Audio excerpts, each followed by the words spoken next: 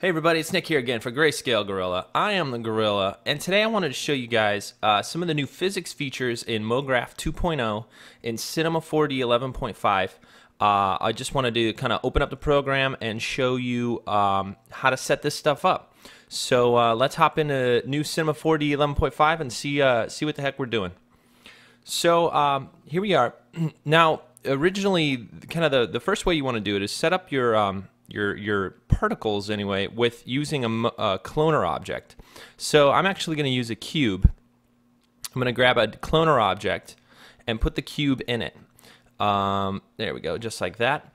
And by default, you're going to see the cloner is, you can kind of set it to go higher and higher. This is a linear cloner.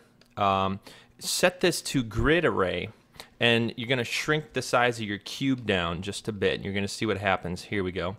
So now you can see we have a 3 by 3 by 3 cube set using the cloner. And we're actually going to build this up even more. So we're going to shrink the cubes a little bit more, and then we're going to add in the cloner object more count. So let's go 6 by 10 by 6. Actually, let's keep this down for now. So 6 by 6 by 6. You're going to see we're going to try to spread these apart so they're not touching. And there we go. So now we have a big grid of particles here. Or they're just cubes now, but we're kind of quickly going to turn them into particles. So you grab a plane. This is going to be the floor. This is what everything's going to bounce off of. And we're going to set up the floor. Looking good. Okay, so watch how easy this is. We have our plane, we have our cloner object.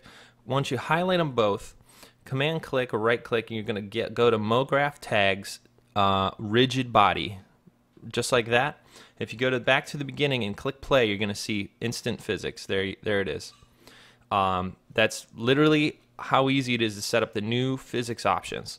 Now, take a look at these two tags that we made. One is on the cloner object, and you're going to see it has like a little white thing here. The other one's on the plane, and you're going to see that it's blue. The difference is if clones are in, if you make a cloner object, then Mograph assumes that you want those particles to have gravity and have the physics involved. If you put the same tag, identical tag, on an object that is not in a cloner object or not a clone for Mograph, the program is gonna assume that you want it to stay still, which is the plane is doing. You notice how the plane isn't falling to the ground and doesn't have gravity. And this is what makes the new physics here in Mograph really awesome, because it's kind of self-aware of what it thinks you want it to do. Now this can get a little confusing. Sometimes you want to add, let's say, a sphere. I guess it's not confusing. It's just you know, kind of a workaround here. I'll show you. Sometimes, let's say we want this sphere to come down and smash into all these particles we made and kind of make them fall. So I bring the sphere up, and I drag the physics tag onto it. Everything's good, and we hit play, and nothing happens. And that's because you could see right here that the object or the tag thinks that we want it to be static because it's not in a cloner object.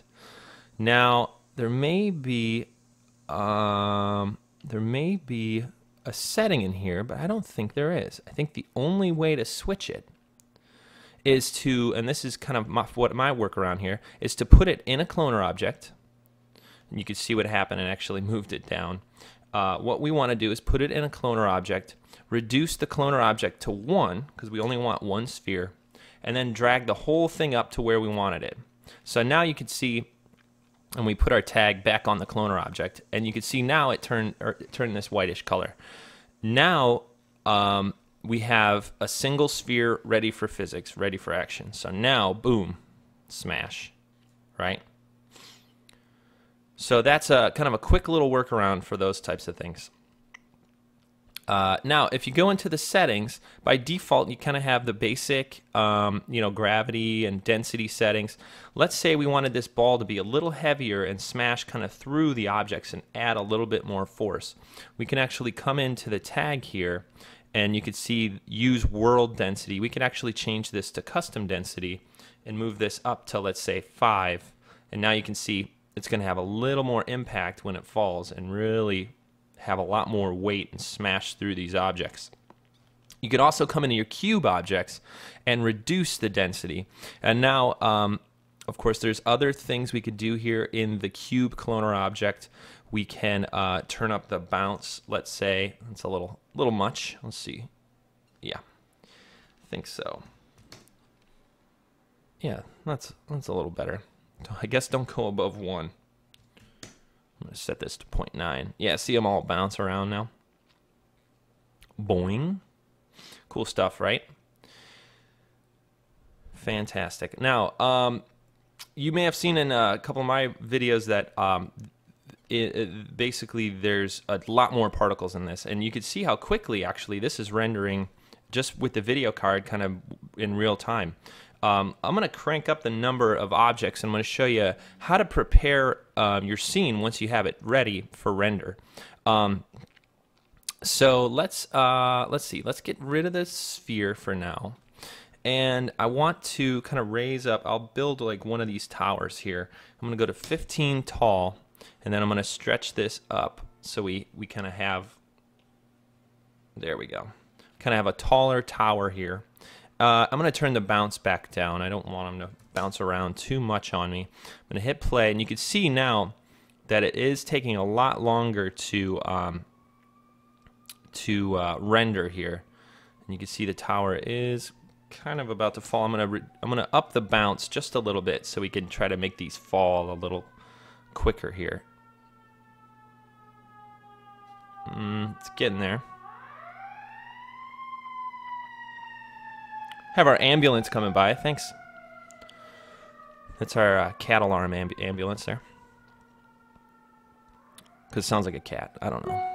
Okay, so let's get these puppies to fall, shall we? Here's something we could do. We can rotate the floor just a bit. You can see them start to fall here. Okay, so if you notice, if things are playing and you move them, sometimes they jump back and they're not there. So sometimes you just want to stop the simulation, move your objects where you want them to. There we go.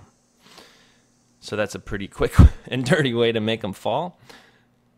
Shake the floor on them. There we go. So you see we have everything fallen. Let's add a quick light here and prepare things for render. So I'm just going to add a quick little kind of rear light. It's going to be a little kind of sun color. I'm going to have area shadows. Do a test render. And let's move this up. Yeah, that's looking okay. Next thing we're going to do is, this is a kind of a quick lighting setup. Add a sky, add a new material, and in the luminance, you're going to go to gradient, set the gradient to 2dV, and you want the sky to be maybe a little bit of a bluish, light bluish color. And then the ground can be maybe kind of a brownish color. Going to apply that to the sky. We're going to go into our settings and add global illumination. We're going to leave everything as is right now, except we're going to turn this low. And we're going to hit render. I'm going to see we have our nice little render here. And if we kind of let it play through a little bit, we have our quick and dirty light setup with our kind of fake sun rim and our fake little sky here. You can see we got some kind of good detail. We got some good kind of shadows here. I'm actually going to turn up this light a little bit, kind of give it a little bit of a brighter sun feel. There it is. It's looking good.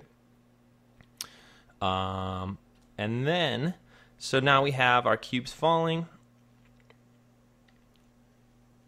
That looks great. Love it. The last thing we need to do before we render our scene is cache all of these particles. So basically you want to kind of, instead of calculating on the fly, right, which is what's happening right now. On the fly, the video card and the program and everything is kind of calculating where all these cubes are going. You want to lock those cubes in. And that's mainly for rendering purposes. You don't want it to simulate differently every time it plays. You also don't want it to, if you're doing multi-machine renders or anything, you don't want it to read differently because different computers will calculate differently. So the best way to do this is to go to where your cubes are, the particles that are actually animating, and add a new Mograph tag called Mograph Cache. You can see we have it's kind of a little computer chip here, and it's kind of off or in this kind of brown color. And all you have to do is go back to the beginning and hit bake, and you can see it's going to calculate. There it is. And you can see now that this chip here is green. And if we hit play, you're going to see it's kind of looks like it's doing the same thing. But what's nice is it's no longer relying on anything to calculate it. Everything is baked in, and you're ready to go. So the last thing you need to do is just go to your render settings, set up your output, your size, make sure you do all the normal stuff, set it to render every frame, and kick it out. And again, you can see kind of a quick little lighting setup. You have our particles, and we have our cubes. So that's it. That's kind of the intro to the new physics options in Mograph. I'll be doing more of these videos, so come on back for more training for the new Cinema 11.5. I'm going to dive in more to kind of some of the features. I'm still learning it as we go along, and if you guys have questions about the new features or options, feel free to email me or leave them in the comments, actually, and that's a good way to get some more tutorials. So that's it. Thanks again for watching, and I'll see you guys soon. Bye-bye.